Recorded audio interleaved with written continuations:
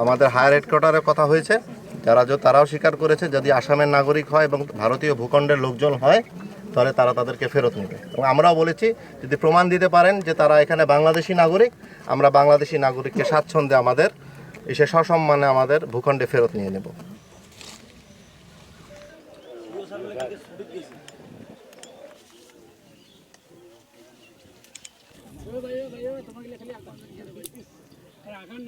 আপনাদের যদি কোনো ধরনের কোনো সমস্যা, কোনো ধরনের কোনো নাগরিক এভাবে যদি পেয়ে থাকেন আমাদেরকে আপনি অফিসিয়ালি জানান, কোনো সমস্যা নেই। রাতের অন্ধকারে কেন আসতে হবে? বাংলাদেশি নাগরিক বাংলাদেশে থাকবে, আমার তো যেহেতু বাংলাদেশি নাগরিক তাকে তো নিতে আমার কোনো সমস্যা নেই। প্রতিবেশী দেশ ভারত এর মধ্যে পুশিং করা হচ্ছে বাংলাদেশের চতুর্দিকে বর্ডার সাইডে, সেটা হচ্ছে বিএসএফের মাধ্যমে ন্যাক্কারজনকভাবে পুশিং করা হচ্ছে। এই পুশিংয়ের তীব্র নিন্দা জানাই আমরা। সবচেয়ে বড় কথা হচ্ছে বাংলাদেশেই যে মুসলিম তা তো না, ভারতেও মুসলিম আছে। এই মুসলিমদেরকে আমরা শুনতে পাচ্ছি মুসলিমদেরকে ধরে ধরে বাংলাদেশের চতুর্দিকে বর্ডার সাইডে বিএসএফের মাধ্যমে অথবা অন্য কোনো এজেন্টের মাধ্যমে তারা পুশিং করতেছে।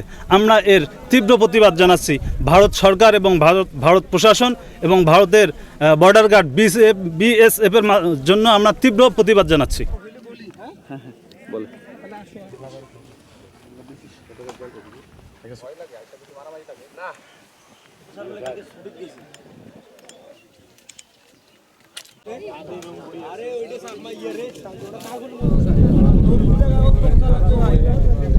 বাংলাদেশি নাগরিকের যদি প্রমাণ থাকে আমরা আমাদের নাগরিককে সানন্দে আমাদের দেশে নিয়ে যাব। বা যারা বাংলাদেশি না এদেরকে আমরা কোনো অবস্থাতেই আমাদের ভূখণ্ডে প্রবেশ করতে দিব না। এখন যেটা হয়েছে যারা আছে তারা আসামের নাগরিক, সবাই আসামের নাগরিক, এই জিনিসটাই আমরা তাদেরকে দেখাতে যাচ্ছি। আমাদের হায়ার হেডকোয়ার্টারের কথা হয়েছে, তারাও স্বীকার করেছে যদি আসামের নাগরিক হয় এবং ভারতীয় ভূখণ্ডের লোকজন হয় তাহলে তারা তাদেরকে ফেরত নেবে। এবং আমরাও বলেছি যদি প্রমাণ দিতে পারেন যে তারা এখানে বাংলাদেশি নাগরিক, আমরা বাংলাদেশি নাগরিককে স্বাচ্ছন্দ্যে আমাদের এসে সসম্মানে আমাদের ভূখণ্ডে ফেরত নিয়ে নেব। বাট বাংলাদেশি না এমন কোনো নাগরিক কোনোভাবেই আমাদের ভূখণ্ডে ঢুকবে না। এবং এই যে রাত্রেবেলা যে তারা অবৈধভাবে পুশিং করেছে সেটা ব্যাপারে আমরা বলেছি যে এটা কোনো ধরনের সিস্টেমের ভিতরে বা আইনের ভিতরে পড়ে না।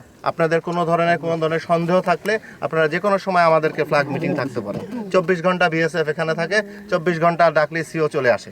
তো আপনারা সেটা না করে আপনারা কেন এটা করলেন? এটা যদি ভুলবশত হয়ে থাকে তাহলে ভালো, আর যদি ইচ্ছাবশত হয়ে থাকে তাহলে অবিলম্বে এটাকে শোধরানো দরকার হয়। এই মেসেজটা আমরা করে দিয়েছি। আর এখানে বলেছি যে বিজিবির সাথে সাথে আমাদের স্থানীয় প্রশাসন আছে, জনগণ আছে।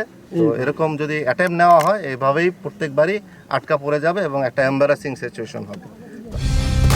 কালার এক্সপার্ট, জর্জ স্যাপ এবং মাইল্ড অন হ্যান্ডস টেকনোলজি সমৃদ্ধ অরিক্স ক্রিস্টাল ওয়াশ আপনার লন্ড্রি এক্সপার্ট।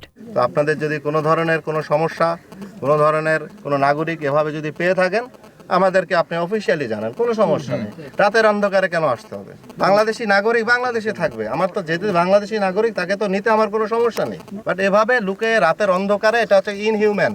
বাচ্চা সহকারে সকাল থেকে করে আছে, এটা হচ্ছে গিয়া ইনহিউম্যান একটা অ্যাক্টিভিটি। তা আমরা তাদেরকে অনুরোধ করেছি যে এ ধরনের কার্যক্রম থেকে তারা জানি বিরত থাকে। আমরা তাদের প্রত্যেকের লিস্ট নিয়েছি, প্রত্যেকের বাসায় আসামের এটা তারা চেয়েছে, আমরা তাদেরকে দিয়েছি এবং বলেছি যে আপনাদের সন্দেহ থাকলে উক্ত লোকজনকে আপনারা জিজ্ঞাসা করেন, কারণ তারা তো বাংলাদেশে থাকতে গেলে তাদের কোথাও তো জায়গা থাকতে হবে। তারা সবাই আসামে ফেরত যেতে চায়।